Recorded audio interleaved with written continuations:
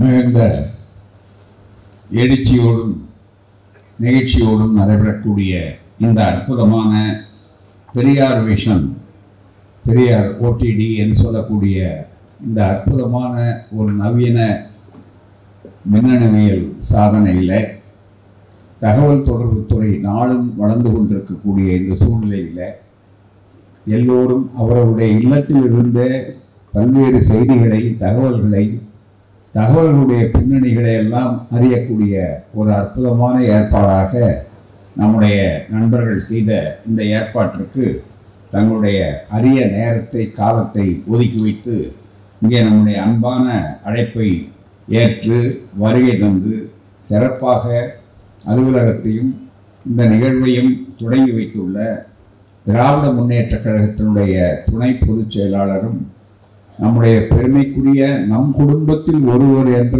மகிழ்ச்சியோடு, அதுவும் நம்முடைய திராவிட நாற்று எவ்வளவு பெரிய பயிராக வளர்ந்து இன்றைக்கு மற்றவர்களை எல்லாம், புயல்களை எல்லாம் தாங்கக்கூடிய அளவிலே வந்தது மட்டுமல்ல, இந்தியாவிலேயே ஒரு சிறந்த இயக்கத்தினுடைய மக்களவையினுடைய தலைவராக வரக்கூடிய அளவிற்கு தானே அந்த அளவிற்கு தன்னுடைய உழைப்பால், ஆற்றலால், அறிவுத்தரத்தால் உயர்ந்திருக்கிறார்கள்.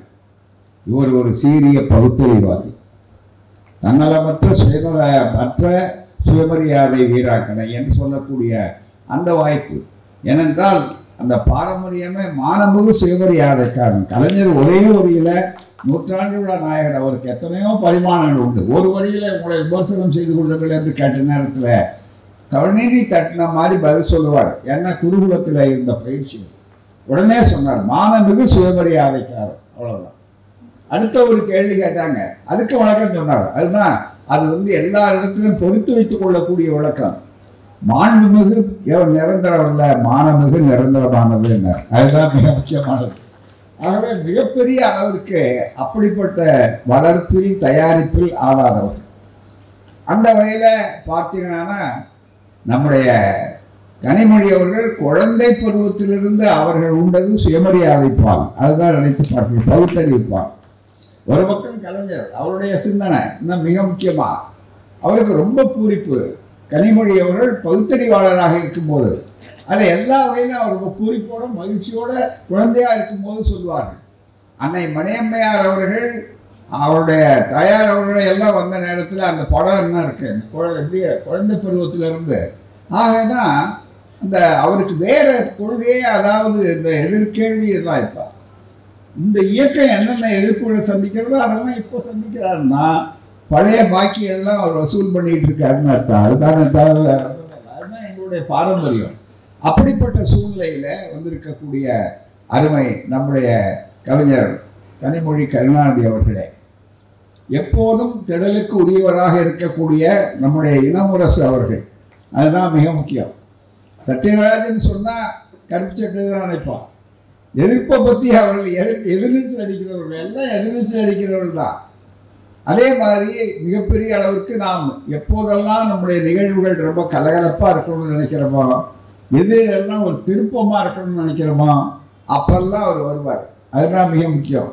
யாருக்கோ சொன்னாங்க, எப்பெல்லாம் கஷ்டங்கள் வருதோ அப்பெல்லாம் அவர் வருவார்னு. அவர் வர்றதில்லை. ஆனா எப்பெல்லாம் நமக்கு எதிர்ப்புகள் வருதோ அப்பெல்லாம் மிகப்பெரிய அளவுக்கு புதுமைகள் வருதோ அப்பெல்லாம் சத்யராஜ் வருவார். காரணம் அதை ரொம்ப மிகப்பெரிய அளவுக்கு சொல்ல வேண்டியவர்களை மிக தெளிவாக எடுத்து சொல்லுவார்கள். அவர் ஒரு ரோல் மாடல், அதுதான் மிக முக்கியம். எடுத்துக்காட்டா இன்றைக்கும் பார்த்தீங்கன்னா, நான் கொஞ்ச நேரத்துக்கு முன்னால தனியா உரையாடி கொண்டிருக்கும்போது சொல்லுவேன், நடிப்பு துறையில, திரைத்துறையில மற்றவர்கள எவ்வளவு நாளாக அவர் அதுல பொண்ணு விழா, பவள விழா அந்த மாதிரி கண்டுகொண்டே இருக்கிறார். மிக முக்கியமா நாளாக நாளாக எல்லாரும் அந்த துறையில இருக்கிறவங்க குறையும்.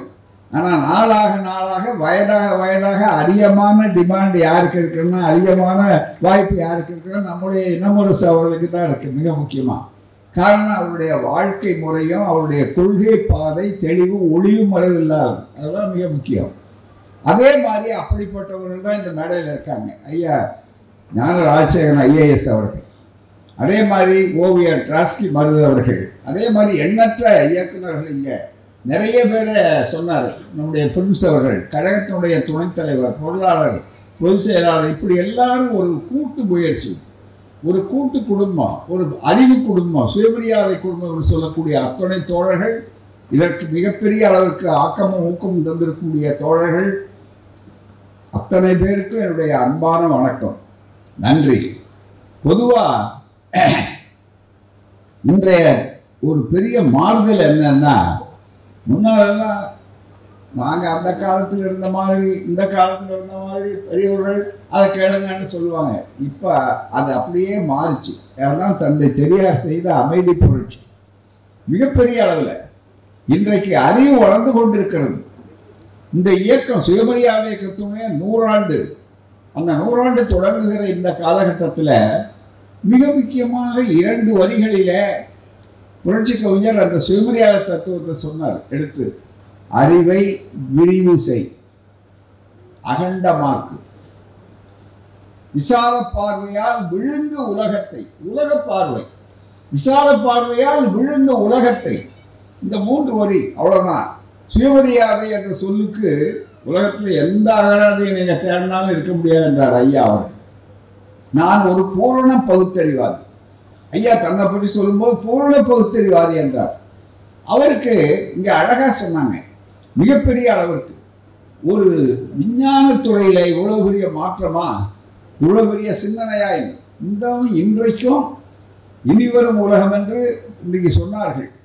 இந்த புத்தகத்துல புதிதாக இணைக்கப்பட்ட பகுதிகள்னு ஒன்று போட்டிருக்கோம். இந்த பதிப்புல இது பல லட்சக்கணக்கான பதிப்புகள் வந்த பதிப்புகள் மிக முக்கியம். 30வது பதிப்புன்னு போட்டிருக்காங்க. அது இன்னும் அதிகமா இருக்கும், உங்களுடைய கணக்கே எங்களுக்கு தெரியல, மிகப்பெரிய அளவுக்கு இருக்கும்.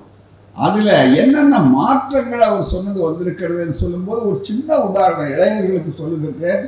ஐயா அவர்களுடைய தொலைநோக்கு இருக்கு பாருங்க. மண்டை சுரப்பை உலகு தொழும், தொண்டு செய்து பழுத்த பழம் தூய தாடி மார்பில் விழும், மண்டை சுரப்பை உலகு தொழும். தொழுங்கிற வார்த்தைக்கு வணங்குதல்ங்கிற அர்த்தம் இல்ல, பின்பற்றுதல்னு அது அர்த்தம். தொழும், பின்பற்றுவார்கள், உலகம் பின்பற்றும்னு. மண்டை சுரப்பு அது சுரந்து கொண்டே இருக்கக்கூடிய அளவுக்கு அப்படிப்பட்ட தந்தை பெரியார் அவர்களுடைய அந்த சிந்தனையில அவர் சொல்றார். டெஸ்ட் பத்தி கவிஞர்கள் சொன்னார்கள். மனிதனுடைய ஆயுள் எப்படி வரிசையா சுருக்கமா அவங்களுக்கு சொல்லி இருக்கிறார் பாருங்க. போக்குவரத்து மிகப்பெரிய அளவிற்கு, அதற்கு மாத்திரம் மனிதனுடைய எதிர்காலத்தில் எப்படி இருக்கும்னு சொன்னா, மூளை கோளாறான குணங்கள் என்பவைகளை இயற்கையாக உடையவர்கள் யாராவது இருந்தால் அதற்கு மாத்திரம் பரிகாரம் தேட வேண்டிய அவசியம் இருக்கலாம். அதில் ஆரம்பிக்கிறார். அதுவும் அப்படிப்பட்டவர்கள் பிறருக்கோ தங்களுக்கோ கேடு ஏற்படுவதாக இருந்தால் தானே. அதனால் பஞ்சேந்திரியங்களும் ஒரே துறையில் ஒரே சமயத்தில் இன்பம் தரக்கூடிய இந்த இன்பத் துறையில் இயற்கை கேடு, சமுதாய கேடு அல்லாமல் வேறு காரியத்துக்கு கட்டுப்பாடு இருக்காது. இப்படி ஆரம்பிக்கிறார். இன்னும் அது 100 வருடம், அடுத்த 100 ஆண்டுகளுக்கு மேல போகும்.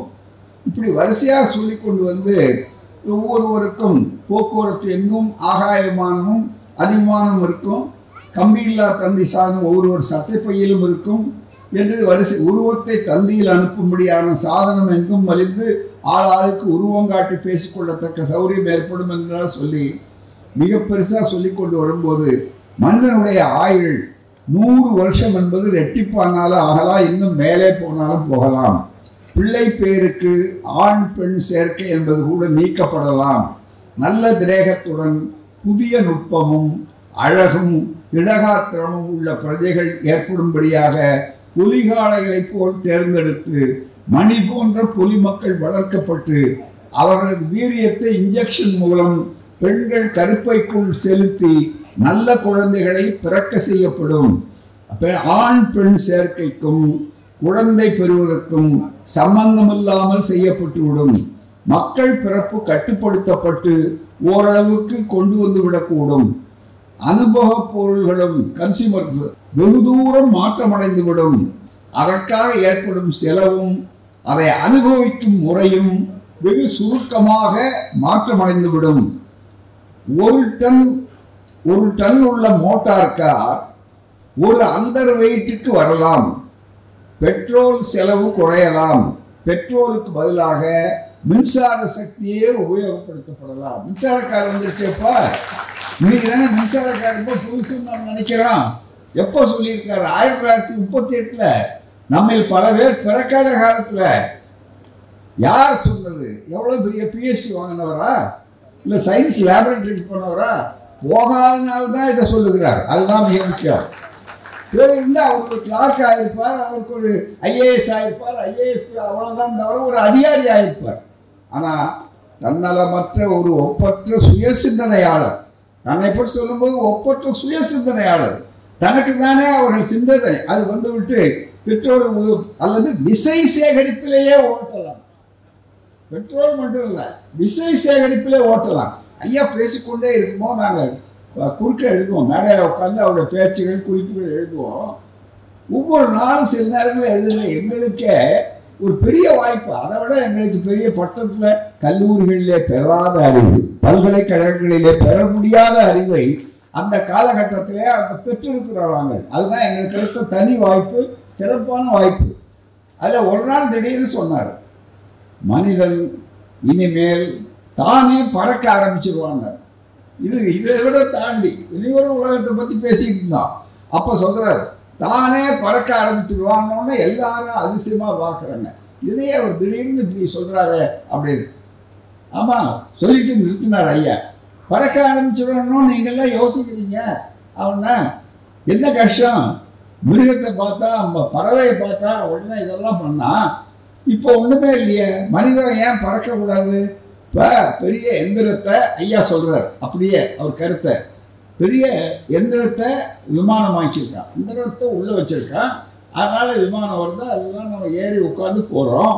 இதெல்லாம் அந்த காலத்துல நான் பார்த்ததில்லை. எளிய மக்களுக்கு சொல்றாரு.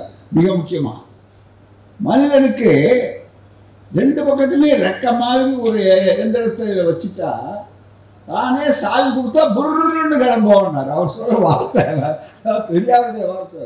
மிக முக்கியமா அதென்ன புருன்னு கிளம்புவான சாவியை கொடுத்துட்டு ரெண்டு பக்கமும் சாவி வச்சுட்டு பொறுத்துட்டா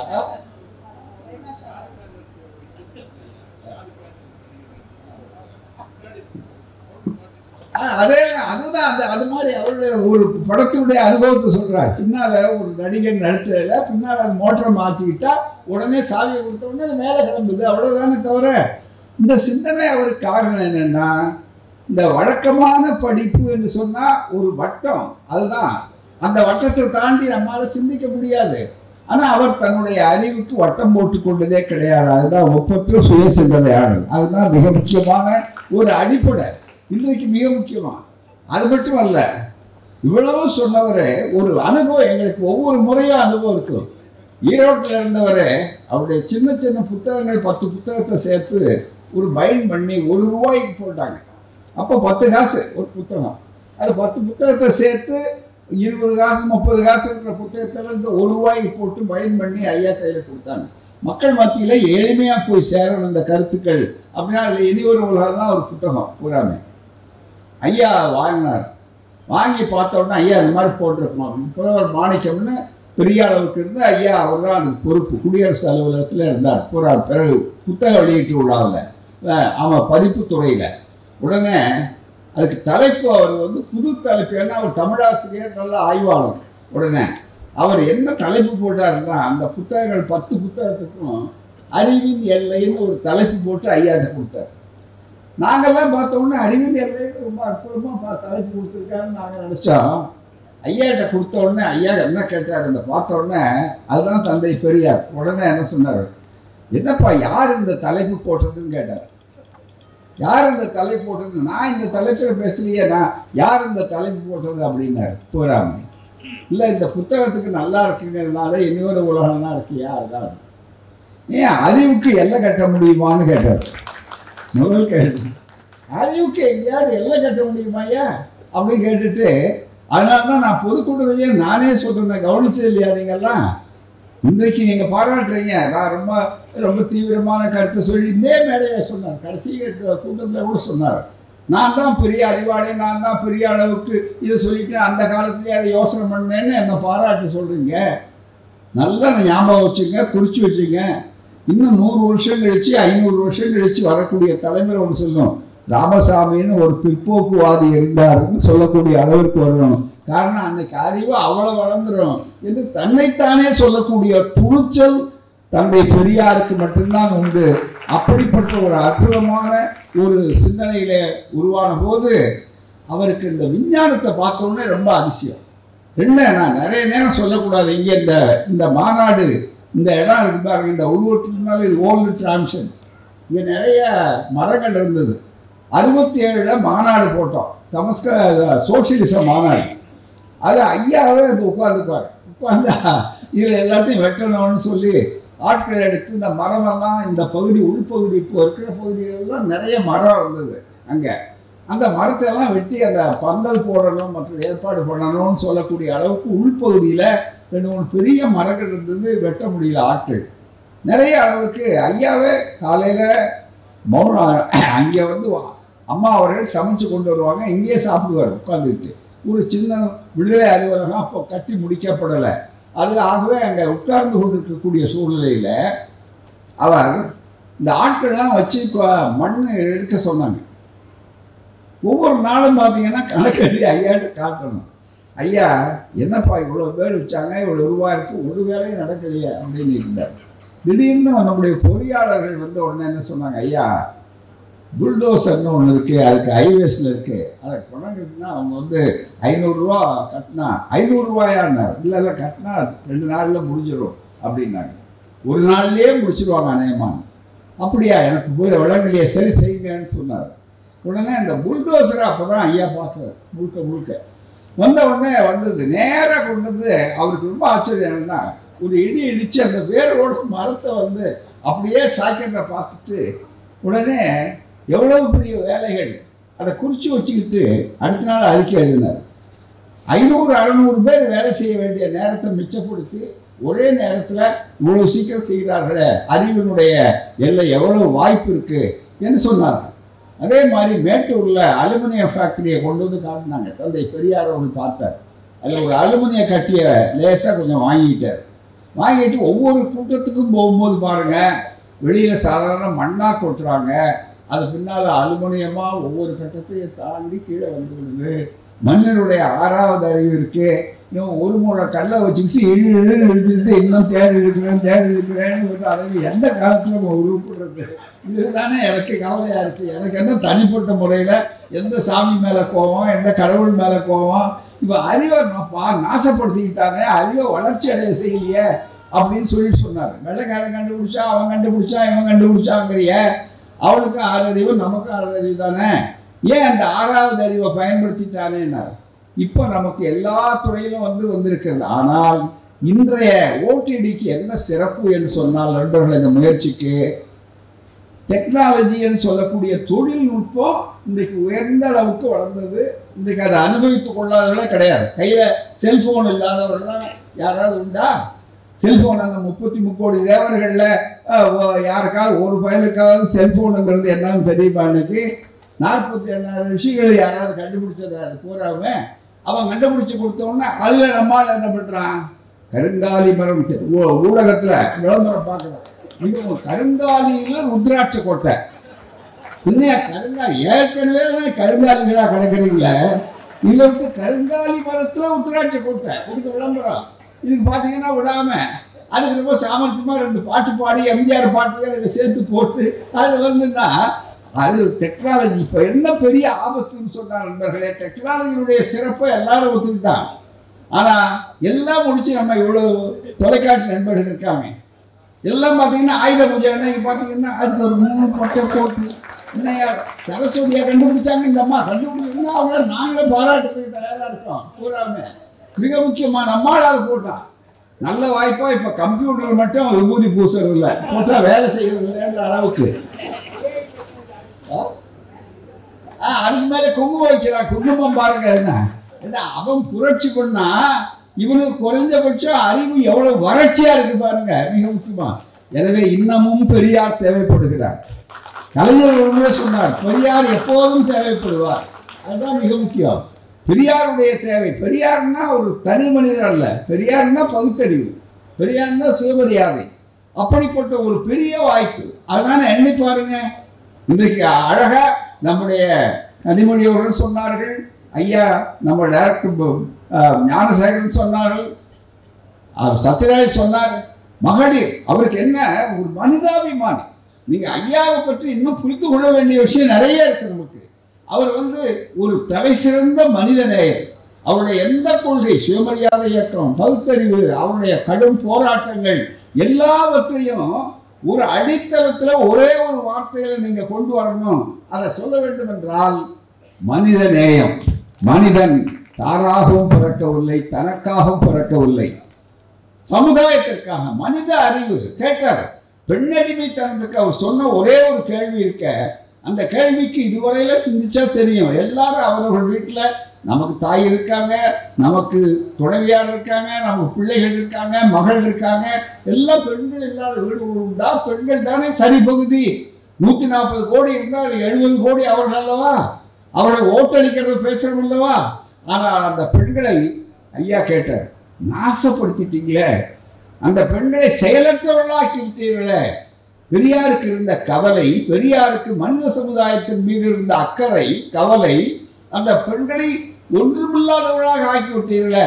படிக்கக்கூடாது, மானத்தோடு நிற்கக்கூடாது, சிந்திக்க கூடாது, எல்லாவற்றையுமே செய்து கொண்டு பெண்களை நாசப்படுத்தி விட்டீர்களே என்று கேட்டு சுருக்கென்று சிந்திக்க வைத்தார். ஆகவே அதனாலதான் அவர்கள் சொன்னார்கள், அவருடைய சிந்தனை என்கிறது காலத்தை தாண்டிய சிந்தனை.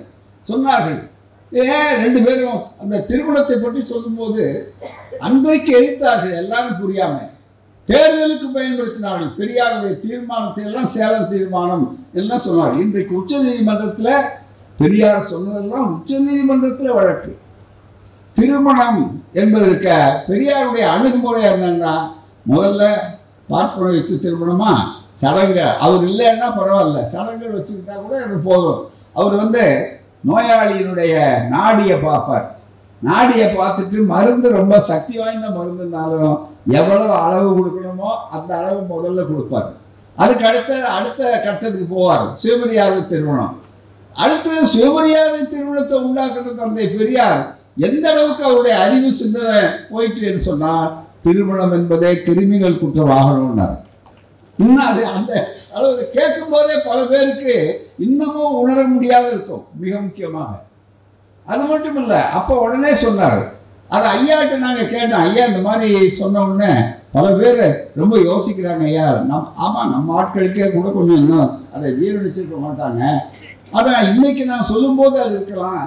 நான் ஒரே ஒரு உதாரணம் சொல்கிறேன். பொதுக்கூட்ட மேடையில் சொன்னார் ஐயா அவர்கள். ஒரே ஒரு உதாரணம் சொல்கிறேன். பலதார மனை தடம் என்று வழக்கமாக இருந்தது. பலதார மனங்கள், பல திருமணங்கள். இன்னைக்கு அது சாதாரணமாகி விட்டதை அதை தடுத்து நிறுத்துறதுங்கிறது சட்டப்படி உரிமையா இல்லையா? இன்னைக்கு எல்லாரும் செய்ய முடியுமா? எல்லாரும் முன்னுக்கு வர முடியுமா? இன்னைக்கு சட்டப்படி தவறு அல்லவா? ஆகவே ஒருவர் இருவரை திருமணம் செய்து கொள்ளக்கூடாது, சட்டப்படி தவறுங்கிறது கிரிமினல் குற்றமா இருக்கா இல்லையாப்பா அப்படின்னு கேட்டார். ஆமா, கிரிமினல் குற்றம் தான். இன்றைக்கு அது கிரிமினல் குற்றம்னு உணர்றீங்க. அன்னைக்கு நான் சொல்லும் போது பல பேர் எதிர்த்தாங்க. இன்னும் 20 வருஷம் கழிச்சு, இன்னும் 50 வருஷம் கழிச்சு வரப்போகுது அப்படின்னு சொன்னார்கள். ஆகவே தான் சொல்லிவிட்டு மட்டுமல்ல, ஐயாவை திருமணத்தை கூப்பிட்டு நடத்துவாங்க. நடத்தும் போது எல்லாரும் 16 பெற்று பெருவாழ்வாழ்க, நீங்க அப்படி வாழ்கன்னு வாழ்த்தக்கூடிய ஐயா, சீக்கிரம் நீங்க குழந்தை பெற்றுக்கவே கூடாது அப்படின்னு ஆரம்பிப்பார். அங்க இருக்கிற வைத்தியர்கள் கூட என்னையா பெரிய மனுஷன் இவரை கூப்பிட்டா, இவர் குழந்தை பெற்றுக்காது. ஏன்னா நடுவில் திருமணம் பண்ண உடனே அடுத்த நிமிஷமே நம்ம வீட்டு பிள்ளைகள் எழுத்த வீட்டுக்காரங்க, பக்கத்து வீட்டுக்காரங்க வயிற்றுல ஏதாவது பூச்சி போட்டு இருக்கா, ஏன்னா வயிற்றுல எதுக்கு பூச்சி போட்டுருக்கணும், அதுதான் முக்கியம். அது மாதிரி கேட்கக்கூடிய அளவுக்கு வந்தா ஐயா சொன்னார், குழந்தை ஆசை தானே, குழந்தைய வச்சா மகிழ்ச்சியா இருக்கு, அதெல்லாம் உண்மைதான், அது சந்தேகம் இல்லை. அதுக்கு நீயே பெற்றுக்கணும்னு ஏன் அவசியம் இருக்கு? எத்தனை பேர் பெற்று போட்டு போயிருக்கான், எவ்வளவு சங்கடமா இருக்கு, அதெல்லாம் ஒன்று எடுத்துட்டு போய் வளர்த்துட்டு போய அப்படின்னு சொல்லிட்டு ஒரு வார்த்தை சொன்னார்.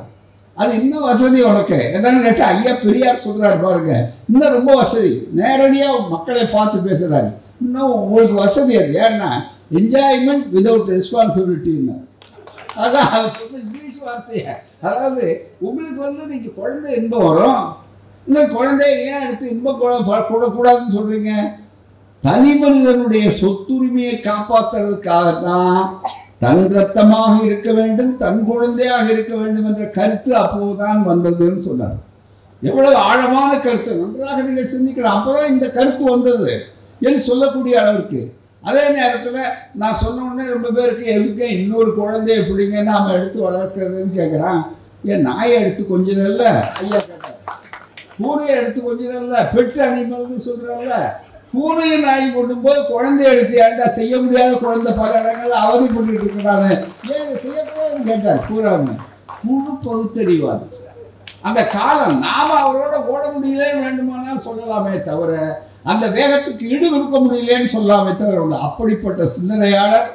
அது மட்டுமல்ல, சாணியை கண்டு பயந்தார்கள். அவர் மீது கடலூர்ல எங்க ஊர்ல 1928 ஐயா பேசுறாரு. அந்த குடும்பங்கள்லாம் என்ன இருக்கு பூரா மைதானத்துல வீசி எறிகிறாங்க. சொன்னாங்க, எங்களுடைய சகோதரர்கள் மூத்தவர்கள் நான் மாணவனாக இந்த இயக்கத்துக்கு வந்த போது அவர் சொன்ன போது வியப்படைந்தார். என்னன்னா, ஐயா ஒரு சால்வை போட்டிருப்பார், சால்வை போட்டு பேசிக்கிட்டு இருக்காரு மைதானத்துல 3 மணி நேரம் 4 மணி நேரம் பேசிக்கிட்டு போது கேள்விகள் எதுக முட்டை ஓடு, அதுக்குள்ள மலம், அந்த மலத்தை நிரப்பி ஓங்கி அடிக்கிறான். அந்த மலம் மேல வந்து தெரிக்குது. அவர் மேல தெரிச்ச நேரத்துல அது எவ்வளவு அருவருப்பான ஒரு வாடையை உருவாக்குன்றது தெரியாது. கற்பனையை நம்ம சொல்லும் போதே முகம் துடிக்கிறோம். அப்படிப்பட்ட ஒரு சூழ்நிலை மேல வந்த உடனே அதை துடைத்து எறிவதற்கு கூட தன்னுடைய நேரத்தை ஒதுக்காமல் இன்னும் வேகமாக பேசியது மட்டுமல்ல, அந்த சால்வை எடுத்து அதை அப்படியே போட்டு மூடி விட்டு 3 மணி நேரம் பேசுறார். அவர்தான் பெரியார். அந்த எதிர்ப்புங்கிற இன்னைக்கு அதே ஊர்ல சிலை செருப்பு ஒன்று போட்டால் சிலை ஒன்று முளைக்கும் கவிஞர் கருணாநிதி எழுதினார். அன்னைக்கே அந்த கவிதையை அங்கேயே படித்தோம். அதுதான் மிக முக்கியம். அவர் செருப்பு போட்டு அன்னைக்கிறான் 11 வயது சிறுவன் அந்த ரிக்ஷாவில் பிடிச்சு கொண்டு போனவன் தான். இன்னைக்கு அந்த பிடிச்ச கை எனக்கு விடல. மிக முக்கியமாக பெரியாருடைய அந்த பழி இருக்கிற காரணத்தினால இதை பார்க்கும்போது எல்லையற்ற மகிழ்ச்சியை பார்க்கிறோம். அது இங்க பார்க்கும்போது ஒரு காலத்தில் கலைத்துறையில கலைவாணர் என்ன கிருஷ்ணன் அவர்கள் வந்த உடனே அளவு கடந்த மகிழ்ச்சி பெரியார். கலைவாணர் பெயரை சொல்லுவார். கலைவாணரை பார்த்து கேட்ட உடனே உங்களுக்கு யாரு ஆசிரியர்னாரு, பச்சை அட்டை குடியரசு தான் ஆசிரியர் அதை சொன்னார். அதே மாதிரி நடிகர் ராதா அவர்கள் மிகப்பெரிய அளவிற்கு அவர்களுக்கு பிறகு எங்களுக்கு கிடைத்த அரிய செல்வமாக கலைத்துறையில் நம்முடைய சத்யராஜ் அவர், அதுதான் மிக முக்கியம். அதே மாதிரி எங்களுடைய மகளிர்ல மிகப்பெரிய அளவுக்கு இளம் தலைவரிலிருந்து உருவாக்கப்பட்டது கவிஞர் கனிமொழி அவர்கள் மிகப்பெரிய அளவு சொன்னார். அவர்கள் இங்கே கவிஞர் கூட சொன்னார். ஒரு முறை நான் அடிக்கடி கலைஞர் வீட்டுக்கு ஃபோன் பண்ணும்போது ஒரு முறை கனி ஃபோன் எடுத்தாங்க. எடுத்த உடனே தலைவர் அங்கே இருந்தார், கலைஞர் அங்கே. உடனே அப்பா யாருமா பேசுற கேட்டார். ஆசிரியர் பேசுறாருமான்னு சொல்லிட்டாங்க. இது எழுப்பா. உடனே ஆசிரியர் எப்பவுமே நகைச்சுவை உணர்வு எப்பவும் கலைஞருக்கு உண்டு. உடனே எல்லா இடத்துலையும் அந்த நகைச்சுவையை பயன்படுத்துவார் அவர். உடனே ஏமா உனக்கு ஆசிரியர் தானே அப்படின்னாரு கிண்டலா. வேணும்னா ஆமாப்பா எனக்கு அவர் தான்ப்பா முதல் ஆசிரியர், அவர் தான்ப்பா ஆசிரியர். அப்புறம் தான்ப்பா நீங்க இவ்வளவு தைரியமா சொல்லக்கூடிய அதை பெருமையை என்கிட்ட சொல்லி மகிழ்ச்சி அடைஞ்சார் மிகப்பெரிய அளவுக்கு. ஏன்னு சொன்னால் பகுத்தறிவு. அந்த பகுத்தறிவு கொள்கைங்கிறது பகுத்தறிவுக்காக அல்ல, நம்மை உயர்த்துவதற்காக. மருந்து சாப்பிட்றது எதுக்காக மருந்து சாப்பிட்றோம்? டாக்டருக்கு வருமானம் வரணுங்கிறதுக்காகவா? இல்லை மருந்து கடைக்காரர் கோவிச்சுக்காரங்கிறதுக்காகவா? நம்முடைய நோய் தீர்ப்பதற்காக. பெரியாருக்காக பெரியார் தேவையில்லை, பெரியார் நமக்காக தேவை, நம்முடைய சமுதாயத்துக்காக தேவை, நம்முடைய நல்வாழ்வுக்காக தேவை. அதை உருவாக்குகின்ற பல பிரச்சார இயந்திரங்கள்ல இன்றைக்கு நவீன கருவிகளாக ஓடிடி, அந்த ஓடிடியை இளைஞர்கள் இன்றைக்கு கொண்டு வந்திருக்கிறாங்க. அந்த இளைஞர்களை நாங்கள் தோள் மீது தூக்கி வைத்து ஆடுகிறோம். அந்த இளைஞர்கள் தான் எங்களுக்கு நம்பிக்கை நட்சத்திரம். இந்த ஒரு தொடர் ஓட்டம், இந்த சுடர், அதுதான் மிக அறிவு சுடர்.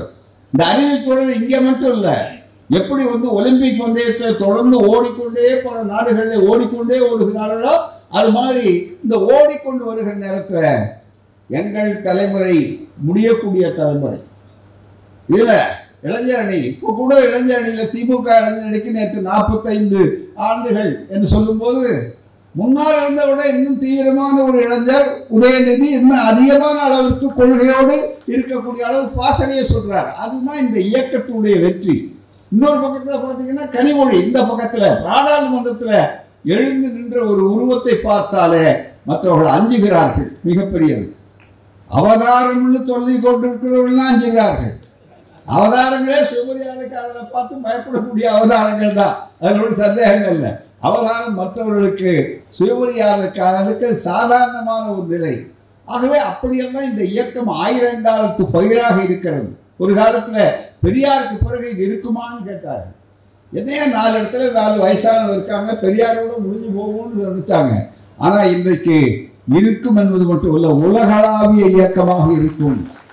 பெரியார் சுயமரியாதை இயக்கத்தை தான் ஏன் துவங்கினேன் என்ற புத்தகத்தில் சிறு நூலில் எழுதுறார்.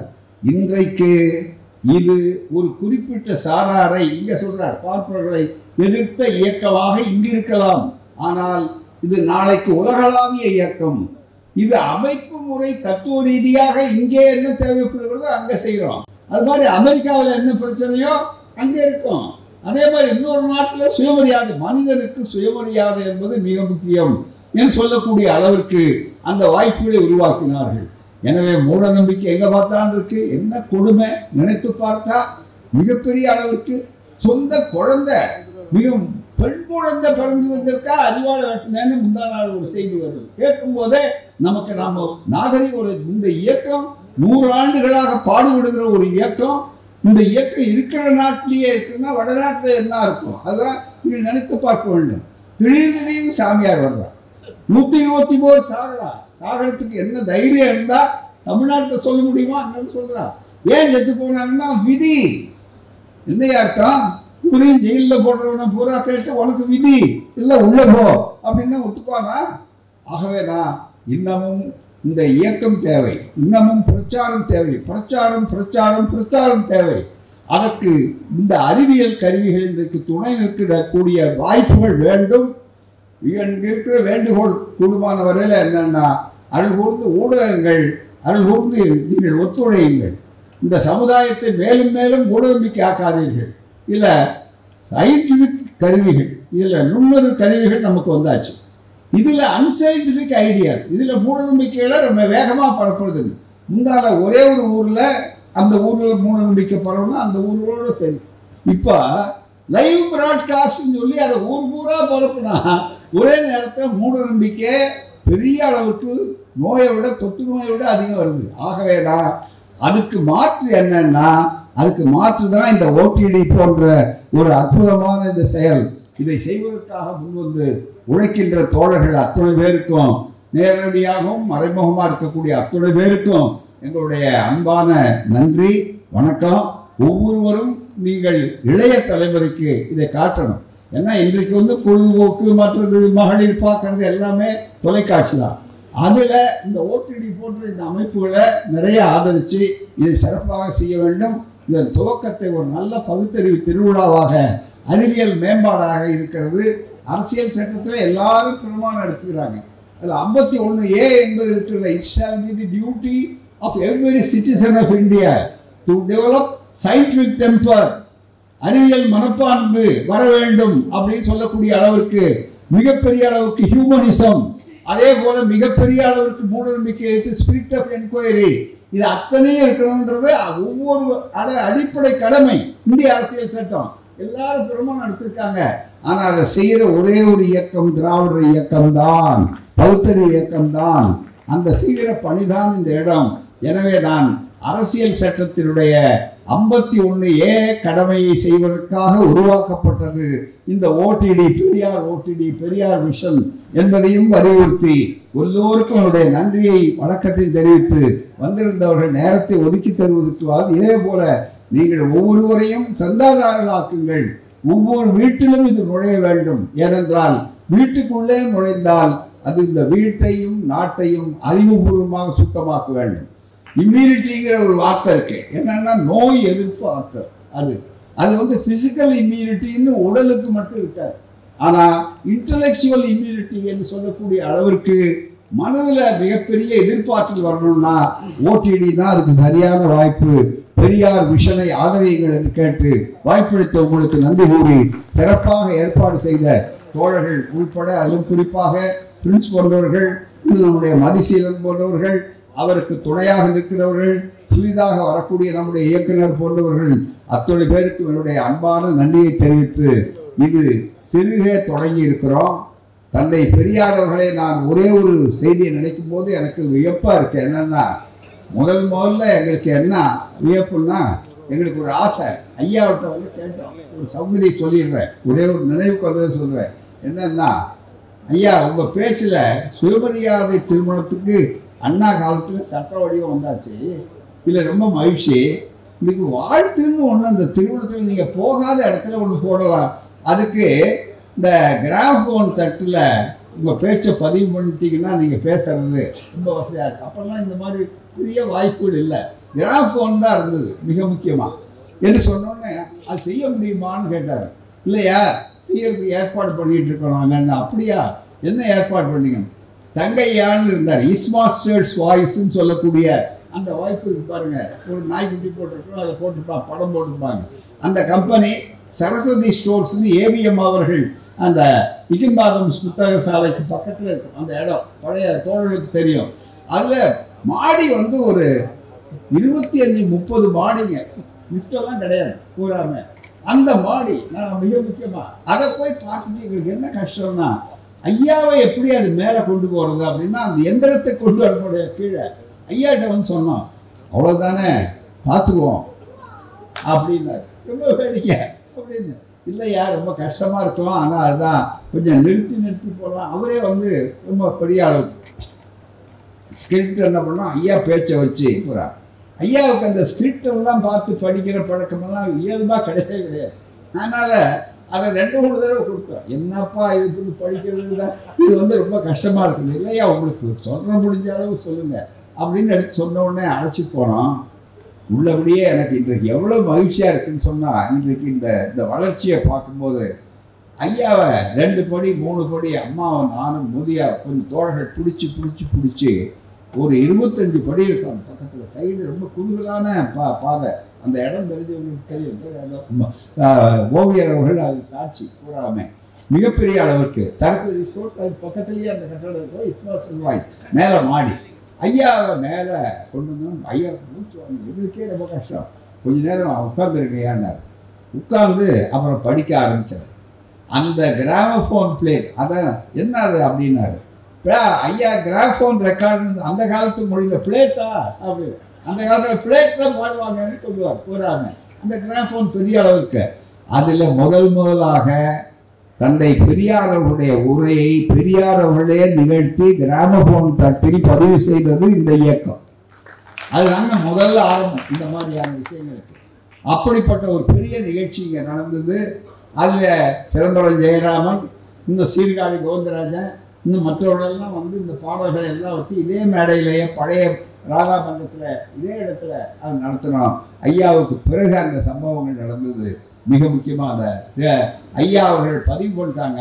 ஐயாவுக்கு பிறகு முதல்ல வெளியிட்டது சுயமரியாதை திருமணம் என்பதை பற்றி பெரியார் பேச்சு.